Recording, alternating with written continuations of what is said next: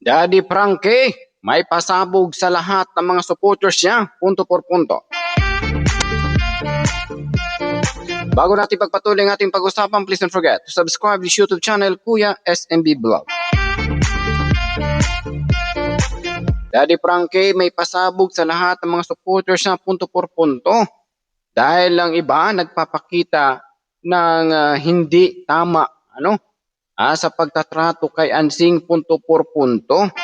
Sabi pa nga ni Daddy Frankie, kailangan daw yung pag-uunawa alang-alang sa kanyang pangalan. So alam naman natin na maraming mga ayaw sa kay Ansing, simulat sa pulsa sa pagpapakita ni Ansing ng kanyang pag-uugali dito sa social media. Sabi pa nga ni Daddy Frankie, alam naman ng karamihan ng lahat na malaki ang kanyang plano. Hindi lang po dito sa Luzon ang kayang gustong tulungan, gusto pa ito i-expand pa po ito mga ka-Daddy Frankie sa Visayas at sa Mindanao. Yon ang target ni Daddy Frankie na hindi lang po dito sa lugar nila, punto por punto. Hindi lang po dito sa Metro Manila, hindi lang po doon sa mga lugar kung saan niya may natulungan, but gusto pa nito mga ka-Daddy Frankie tumulong pa rito, mag-expand ang kanyang pagtulong sa Visayas at sa Mindanao. Dahil po alam ng ni Daddy Frankie na kung may mga ganung problema sa pang-iisip, mas marami pa po sa mga kasuluk-sulukang probinsya ng Pilipinas na pinabayaan ng ating bansa. Kaya marami po ang natuwa kay Daddy Frankie sa kanyang plano dahil malawak kanyang pag-uunawa. So hindi lang po dito sa Luzon ang kanyang himitiin na makatulong, but gusto rin po niya tumulong din sa ibang probinsya. Sabi pa nga Daddy Frankie, sa mga agents sa kay Ansing, humingi na lang po siya ng pamanhin. Ginagawa lang po niya ang tama, alang-alang kay Oliver. So madepende na lang po yan sa pamilya ni Oliver kung ipagpapatuloy nila ang pag-aalaga nila kay Oliver. Pero sabi pa ni Daddy Frankie, pupunta na lang siya kay Oliver kung kailangan. Pero kung hindi na kailangan, kung walang kailangan, so hindi siya pupunta at bibisita kay Oliver, punto por punto. Bahala na daw si JJ tsaka si Ansing mag-alaga kay Oliver. Basta tapos na ang kanyang accomplishment project para matulungan si Oliver. Sabi pa nga ng karamihan mga supporters ni Daddy Frankie, sobrang bait ni Daddy Frankie, tama mga sinasabi niya, saludo po sa iyo Daddy Frankie. Official God bless po. Of course sa kanyang asawa si Ma'am Rochelle. Alam naman natin mga Daddy Frankie na si Daddy Frankie gumagawa ng hakbang, gumagawa ng mga plano paano matulungan ng maayos, ano ang dapat gawin para matuldukan kung anong mga problema ng kanyang mga beneficiary. Hindi lang po beneficiary, pati lang yung pamilya ng beneficiary, nabibinagbinagan din. Tama ba yung Tagalog ko? Binagbinagan din. Katulad kay Oliver, kahit akala niya maraming natutuwa during the blessings sa house ni Oliver, pero sa nakikita sa mga commentators, marami pa rin ang hindi daw nakakaunawa nito, punto por punto sa pang-uugali ni Ansing. Ngayon, alam naman natin na as of now, nandun yung worry ni Ansing, kung in case kung matuloy si Daddy Frankie, mag-expand, mag-tour po sa pagtulong ng iba't ibang probinsya, ay naku, maiiwanan si Oliver, punto por punto. Ang iniano ni Ansing mga ka-Daddy Frankie, kung paano ba kung hindi ako bigyan pagkain ni Oliver? Sabi pa nga mga mga commentator, tapos na ang pagtulong ni Daddy Frankie para kay Oliver. Pagkain lang yan, kaya niyo yan sa magkakapatid. Mag-sharing kayo, magtulungan kayo para paano pakain si Oliver. Mabuti nga may taong tumulong, pero wag naman sagarin na ipapaubayan niyo na lang lahat. Ipapaasa niyo lang lahat sa taong tumulong sa iyong kapatid na instead, hindi, so kung tutuusin, kung susumahin, hindi yun obligasyon ni Daddy Frankie. Yung ginagawa ni Daddy Frankie Oliver, obligasyon nyo yun kasi kayo ang pamilya nito, punto por punto.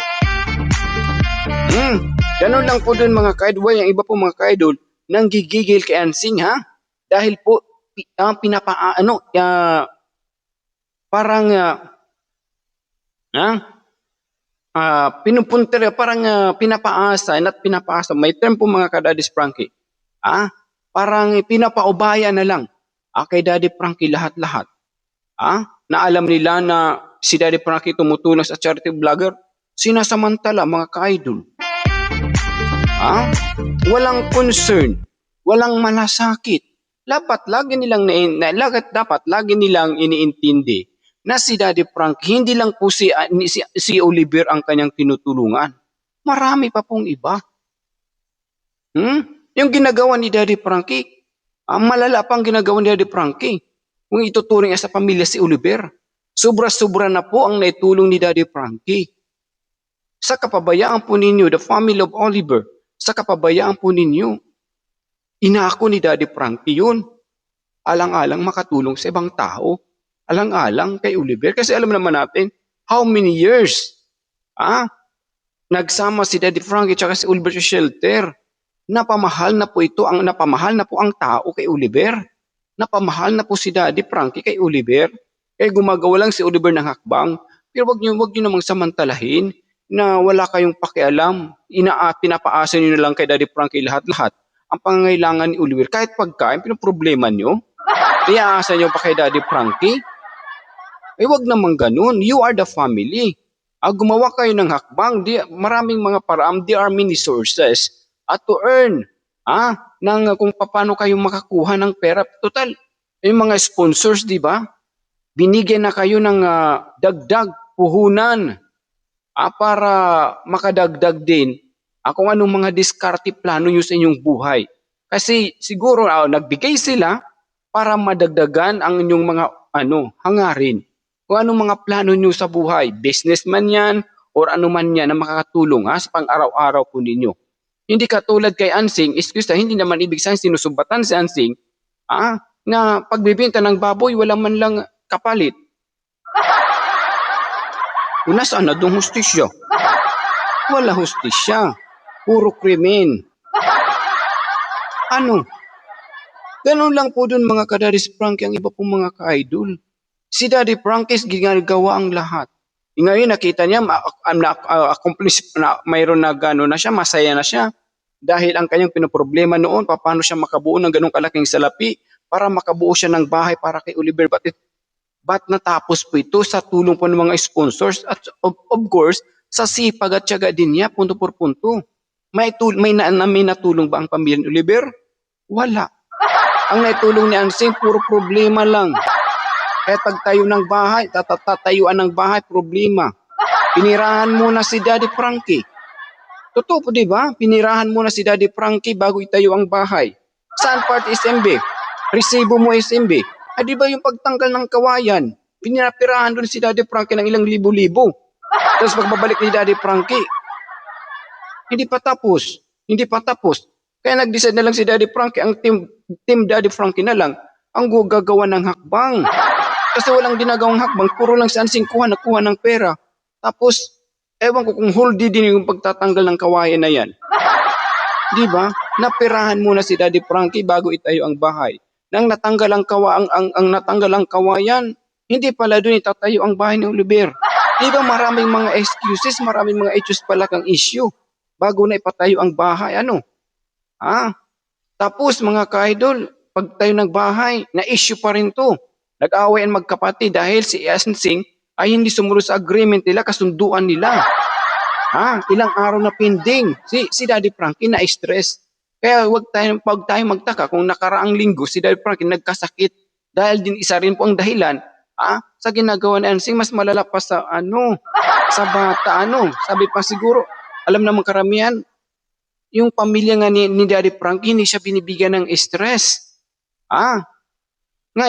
Himala mga ka-idol ng pamilya nga ni Daddy Frankie, hindi nagbibigay sa kanya ng stress.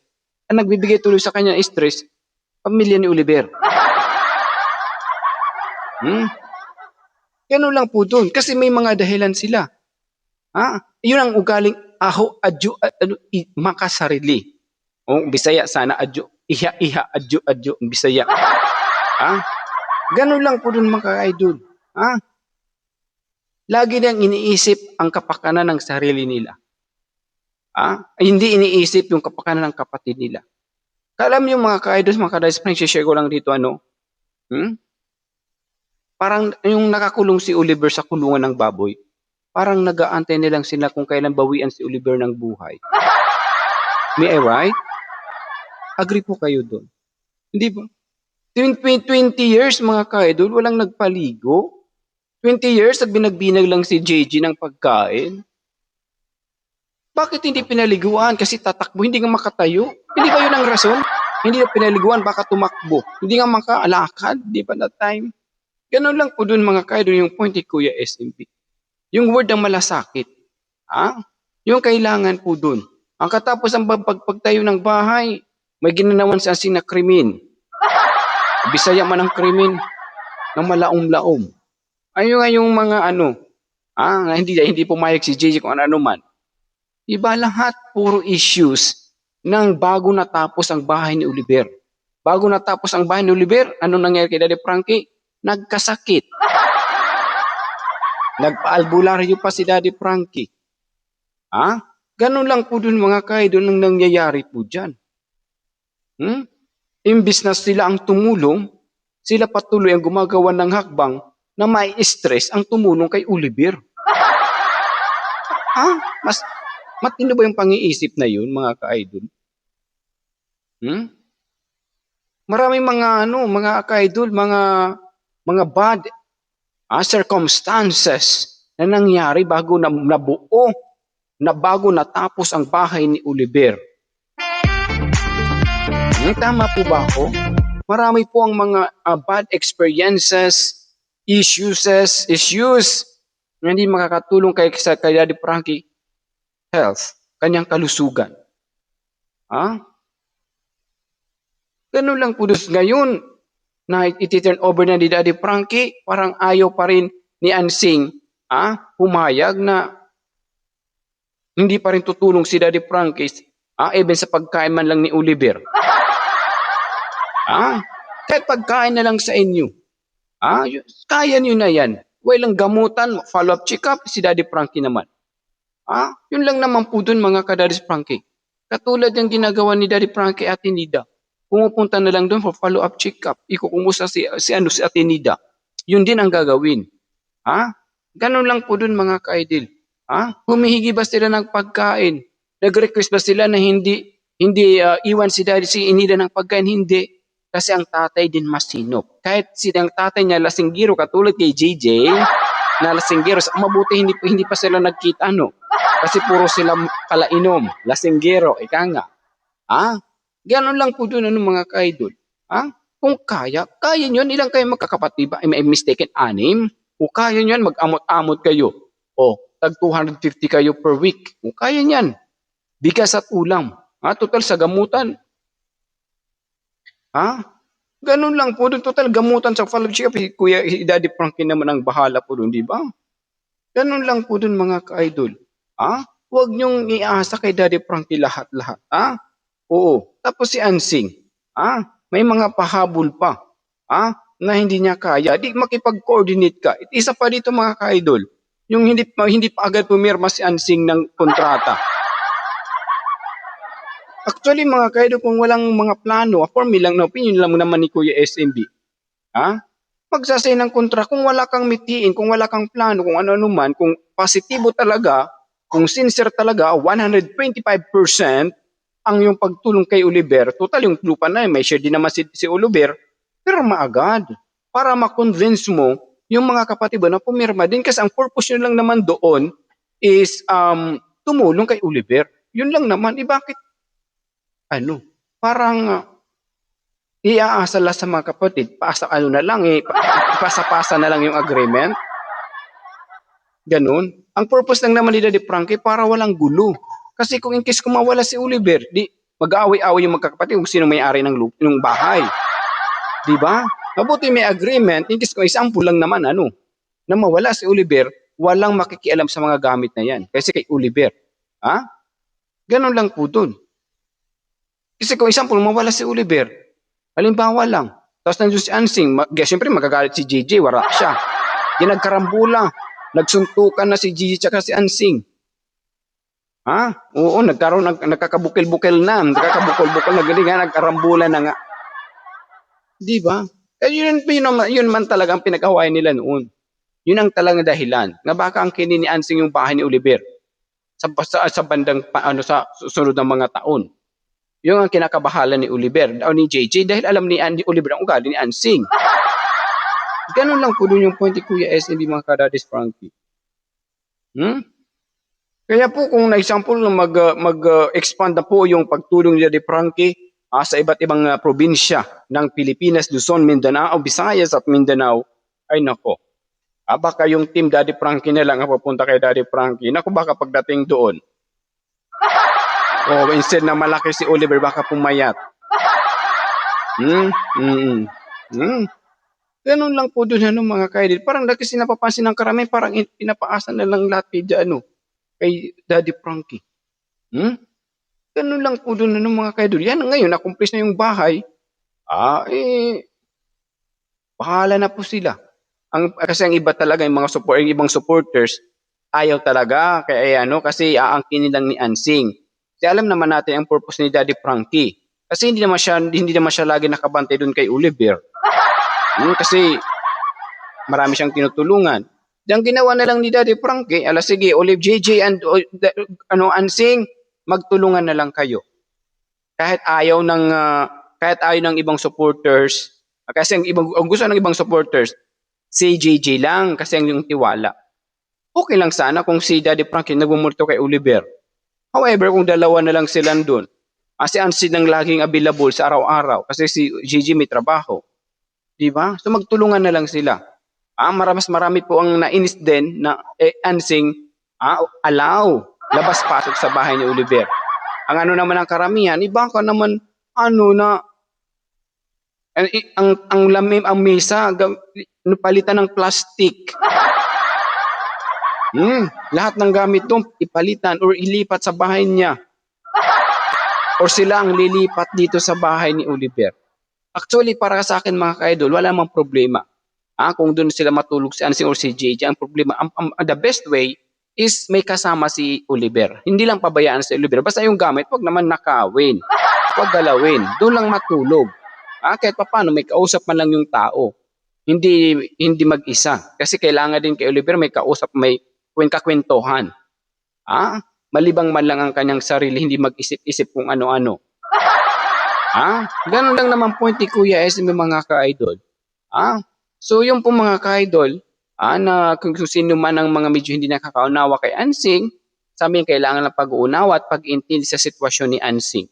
Dahil naiintindihan man daw ni Daddy Frankie yung sitwasyon din ni Ansing.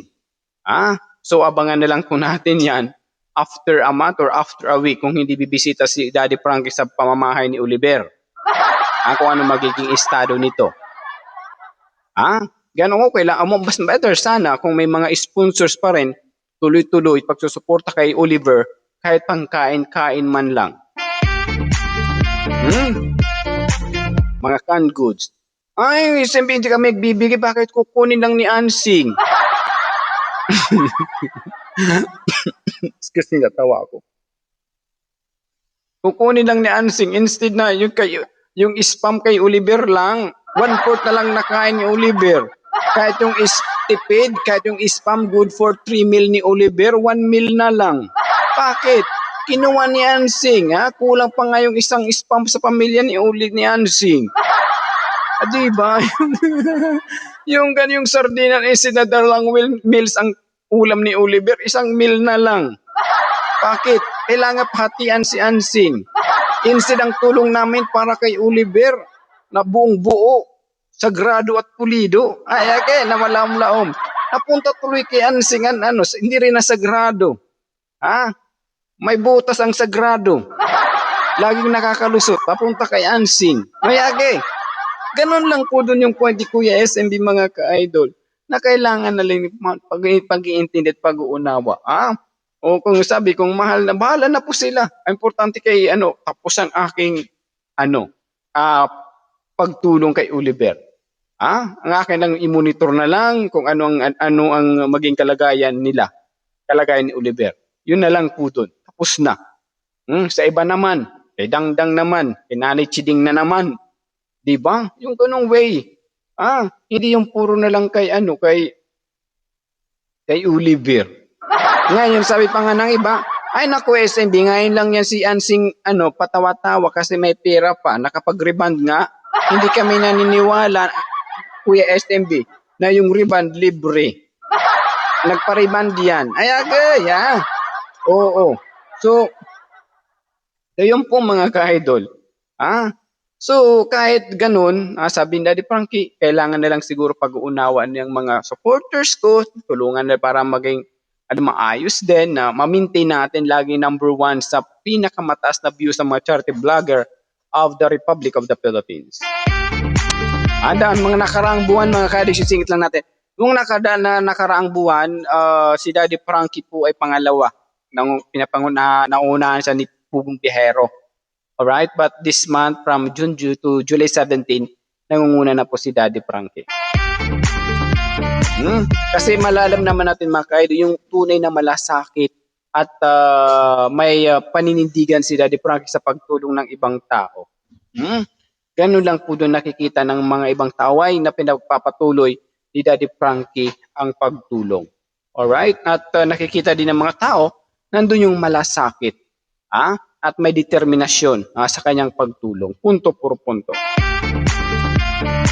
Ang ganun lang po doon. Ang point lang naman ni Kuya SMB, vision, mission, magkaisa, magtulungan para maging solid, pulido kay Daddy Frankie community sa tulong po ninyo. Sa mga hindi po nakasubscribe, wag mong kalimutan to subscribe this YouTube channel. Atin to. Ganun lang po doon mga kaidol. Magtulungan na lang po tayo. Alang-alang kakaayos, at magiging matagumpay ang mga kagustuhan, mga plano ni Daddy Frankie at magawa niya ito ng maayos. Kasi alam niyo mga ka-Daddy Frankie, kayo ang nagbibigay kulay ng mga channel namin. Lalong-lalo na kay Daddy Frankie. Punto por punto. Kayo ang boss dito. Nandito si Kuya SMB dahil tinangkilik po ninyo. Nandyan si Daddy Frankie, tuloy-tuloy ang kaarangkada dito sa social media dahil sa pagtatangkilik po ninyo punto por punto ng malaom-laom. Basta kahit sino pwede mag-content, pwede mag-react. Pwede ka sa content creator. Pwede rin po kayo mag-reactor kay Daddy Frankie. Kasi lahat tayo dito equal. Equal tayo, basta makakatulong na hindi ikakasama kay Daddy Frankie. Yun lang dun po yung point ni Kuya SMB. Nagko-content ka man lang tapos hindi pala makakatulong kay Daddy Frankie. Tatangkilikin nyo ba? Huwag na. Diba?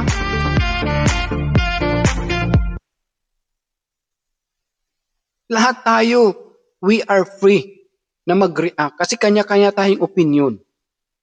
Kaya wag ko nagla-live si Kuya SB kung may big time ako, may time. Binabasa ko lahat.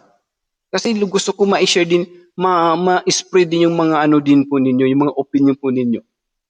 Kahit konti-konti lang tayo, pero go-go lang, alang-alang kay Daddy's Frank. Ganun lang po doon yung point ni Kuya SMB. Kasi mahirap naman mga ka-Daddy's Frankie, yung akin mga opinion, reaction ko lang marinig po ninyo, tapos sa inyo hindi ko babasahin. Diba? Hindi kayo proud. Kahit ganung bagay man lang. Kasi alam ko na hindi masyadong magagawa ni Daddy Frankie yun dahil sa dami pa naman ng mga supporters nito. Why nandito kami as a reactor, na kahit paano mapapansin din kayo. Na kahit mag-shoutout man lang ang yung pangalan ng malaom-laom. Ganun lang po yung point ni Kuya SMB. Magtulungan na lang po tayo alang-alang kay Daddy's Frankie kung ano man ang kanyang mga plano sa hinaharap. tulungan na lang po natin. Magtulungan na lang po tayo. Huwag tayong gumawa ng hakbang na mag-content na ikakasira at ikakabagsak ni Daddy Frankie. Yun lang po doon yung point ni Kuya SMB. Na mag-content tayo, nasa tama. Wag over below the belt, wag ganun. Nasa tama lang. Punto por punto. So sa ngayon mga ka-idol, masaya si Kuya SMB dahil number 1 pa rin si Daddy Frankie. Kahit nung nakaraang buwan naging grounded, maraming naging issues. Di ba nangyari nga sa pabahay pagtayo ng bahay ni Oliver nga nag-number 2 lang doon si Daddy Frankie dahil nga maraming naiinis nga kay Ansing.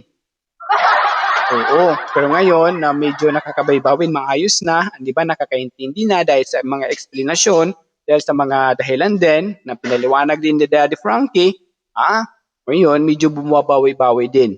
Importante nandito si SMB, nandyan kayo, hindi para kay Ansing.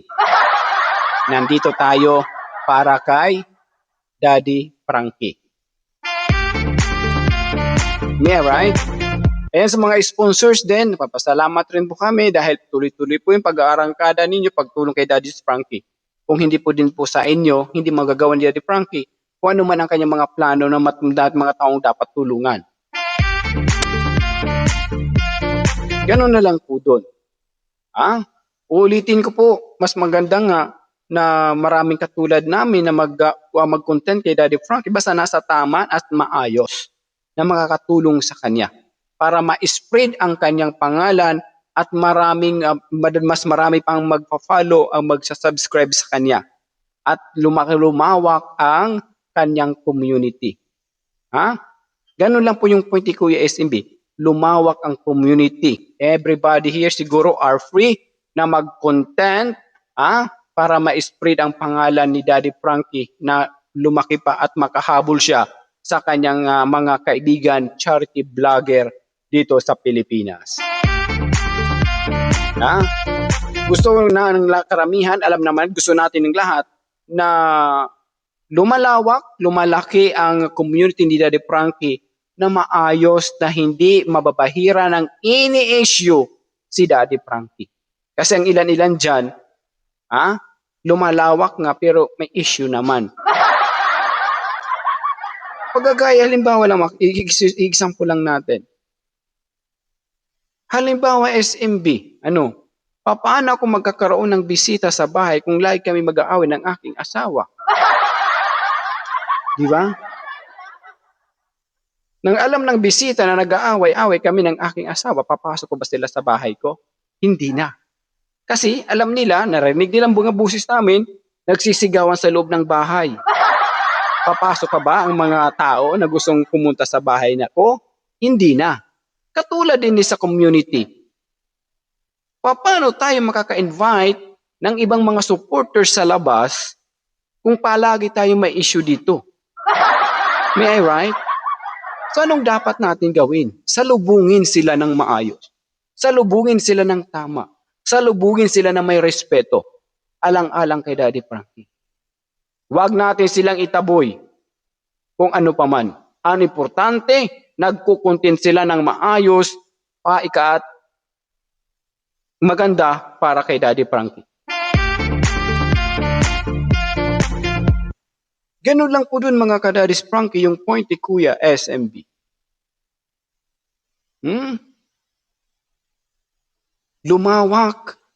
Lumaki ang community ni Daddy Frankie na walang issue na makakabahay dito punto por punto. Huwag natin ipagkait kung sino man ang pwede. Everybody are free para sa akin. Hindi naman siguro masama po yun. Basta hindi lang makakasira sa dignidad, pagkatao, at ang ginagawa ni Daddy Frankie. Please comment section below kung agree po kayo doon para sa inyo. Hindi dito binabasihan matagal ka man o mabago. Ang importante may ginagawa kang tama at nakakatulong ka to spread the name of Daddy Frankie na mapalawak at mapa-spread ang kanyang pangalan na maayos na pamamaraan na may respeto. May galang sa mga bisita na papasok dito sa community ni Daddy Frankie. Ganun lang po dun mga ka-idol. Huwag natin itulad sa community ni Daddy Frankie sa labas na puro issues na lang ang ibang community. Iwasan, ilayo natin ang community ni Daddy Frankie sa mga ganong pamaraan. Kasi hindi po yan makakatulong. Dahan-dahan, inihila si Daddy Frankie niyan, pababa. Ganun lang po dun mga ka-idol yung point ni Kuya SMB. Magpasalamat na lang po tayo na patuloy tinatangkilik si Daddy Frankie ng ating mga viewers, ng ating mga supporters, tuloy-tuloy hanggang ngayon. Na lagi siyang number 1. Punto por punto.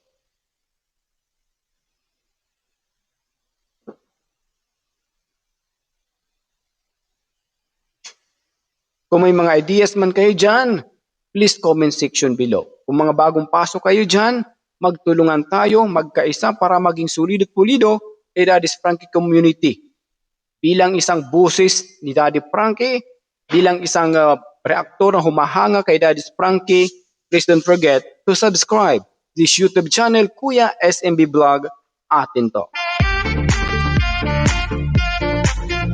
Yan, maraming salamat po sa mga laging nakasubaybay sa aking premiere. Lagi nandyan sa aking premiere. The Team Rise Above International Mega Love Shoutout. Salamat po sa pag-welcome nyo kay Kuya SMB dito po sa Daddy Frankie community. And of course sa aking mga viewers, sa pag-welcome nyo kay Kuya SMB, maraming salamat po. Hindi na po kayo isa-isahin. Sa dami po ninyo, malaking impact na po yan sa ilong kay SMB na malaom-laom. Lalo yung mga taga-Waray, mga taga-Leyte, Samar, mga taga-Cebu, Bisaya man si SMB ba? I-share ko lang, ako Papa Bisaya man, ang akong malula taga-Cebu Carmen man, o yung ako Mama Waray man. Halo, pure Waray Bisayas talaga si SMB na malaom-laom. Kaya magkaisa tayo, magtulungan, alang-alang kay Daddy Frankie. Huwag natin ipagkait. Kung may mga time tayo to support Daddy Frankie, halabira. Suportahan natin. Ganun lang po. Kahit sinong reactor na makakatulong kay Daddy Frankie, suportahan natin. Ganun lang po dun. Basta nasa maayos at nasa tama. Okay? Ganun lang po dun mga ka-idol yung point ni Kuya SMB. Na wag natin hayaan na lumalawak huwag natin igaya sa iba na lumalaki nga yung community, pabagsak naman ang views. Huwag ganun. Mas maganda equal, lumalawak ang community, tumataas din ang views ng malaom-laom. Okay, di ba? May right? Ganun lang po ang dapat gawin po dyan. Huwag natin itulad sa iba. Kasi why na SMB support kay Daddy Frankie? Kasi maraming community. But SMB nag-steal kay Daddy Frankie dahil nandoon yung determinasyon, malasakit at tunay nagmamahal sa kanyang tinutulungang punto por punto. Bago ako pumasok dito kay Daddy Frankie community, nag-ikot muna ako sa lahat ng mga community na pwede ko i-content. But for me, Daddy Frankie is the best of the best among them all. Sagrado, pulido, may tunay na malasakit kung paano si Daddy Frankie tumulong. Hindi yung pakita lang na tumulong tapos dead man lang. Wala siyang ganon. Ganon ang iba. Pakita lang. Pero si Daddy Frankie, unique, nakakaiba. Hindi lang sa pangangailangan mo ang kanyang binibigay sa iyo, but tinitingnan from toe to head kung anong kailangan mo. Even sa kapaligid mo, kung anong kailangan ni kakaayos ng isang dapat tulungan. Sa paglilinis, kung kailangan linisan ang paligid ng kanyang tulungan, gagawin niya alang-alang kakabuti ng pasyente, ng kanyang tinulungan. Kagaya kay Oliver, hindi lang nagbigay pera, di ba? Pinaliguan pa, brinasan pa, ginupitan pa ng malaom-laom na hindi nagawa ni Anseng. Di ba? Iba siya sa lahat. Ang iba nagbibigay lang ng pera, tulong. After that, wala na. It's just palaka. Alright? Yan lang po dun mga ka-idol. Why is si SMB dito? Dahil po, sincere ang kanyang ginagawa at may malasakit. Yun lang po dun mga ka-idol. I'm very thankful na nandito rin yung mga tunay na sumusuporta kay Daddy Frankie. Na kahit yung mga reactors, sinusuportahan po ninyo, malaking impact na po yan para sa amin, punto por punto. Ayan mga ka-Daddy Frankie, maraming salamat. Hanggang dito na lang tayo O gusto ko man mag-live, kailang may isupagos. Or grounded. Grounded ang malaom-laom mo. Anyway, kasi kahit nandito lang ako sa house ngayon, nag-ano rin ako sa mga bahay, example, tumatawag, SMB, sa air na to, kailangan magbalagay ng, example, katitira kung pumupunta doon. Okay na yun, 1,000. Saan ka pa? Di ba yung gano'n? Tracheostomy, yung ganyan, magpapalinis, SMB, area, puntahan mo. Okay lang sana that's my part-time job. Yung nakakatulong-tulong din kay Kuya SMB dito. Agay-agay ng malaom-laom. Kahit nakalib si SMB ng malaom-laom, At least my part-time job. Ganun po yung point ni Kuya SMB. Na gumawa ng strategy, ideas, na kahit pa paano makatulong din. Ganun po. Kasi tao tayo. There are many ways to earn money. Yan yung mga English na malaom-laom talaga. Oo. Kasi doon kung doon ako sa sa duty, ay hindi ko hawak ang oras. Lalo kung makaisisingit ko lang kay idol, lalo kung doon ako sa triage information ako na assign, lahat ng mga pasyente dumadaan sa akin. Gusto makit ng that time lalo makaisisingit ko lang, masakit ang ulo ko dahil sa ngiti ko na maga. Tapos yung interview ko bungol-bungol. Agoy, ang hirap talaga mga ka-idol na malam-lam karas ay uli. Kaya lang sabi ko, kailangan ng mga tao serbisyo ko. Ngayon, patuloy hanggang hapon yun. 8 hours. May 8 hours pa. Tapos may absent. 8 hours, 12, 16 hours. Kung okay lang, wala problema. Pira yun eh. Di ba? Pira yun. Diskarte. Ay, sabi ko kay Ansing, there are many ways to earn money. Diskarte yun. Kasi nakasalalay sa aming mga kamay buhay ng tao. Yun lang po doon mga ka-idol. Kaya lahat ng bagay, even priority talaga natin mga ka-idol, sisingit lang natin, kalusugan is the best. Kalusugan ang kailangan. Okay? Maraming salamat po mga ka-idol sa pagsusuporta nyo kay Kuya SMB. Isingit ko lang, sorry po sa mga nandyan. Maraming salamat. Sa mga bagong pasok, please don't forget to subscribe this YouTube channel, Kuya SMB Vlog. Ang akin lang naman, magtulungan tayo magkaisa. Magkabangayan. Magtulungan. Hindi magbangayan. Magtulungan. Para maging pulido ang Daddy's Frankie community sa tulong po ninyo. Hanggang dito na lang. Again, this is Kuya SMB. Para sigurado, punto por punto, pak na pak. Ay, ang landi mo SMB, pak na pak. Ayusin mo. Pak na pak and full na full. Have a good day everyone. Ingat. God bless. Mabuhay tayong lahat. Love you all guys. Sorry po. Daddy's Frankie is the best of the best charity vlogger Republic of the Philippines. Love you all.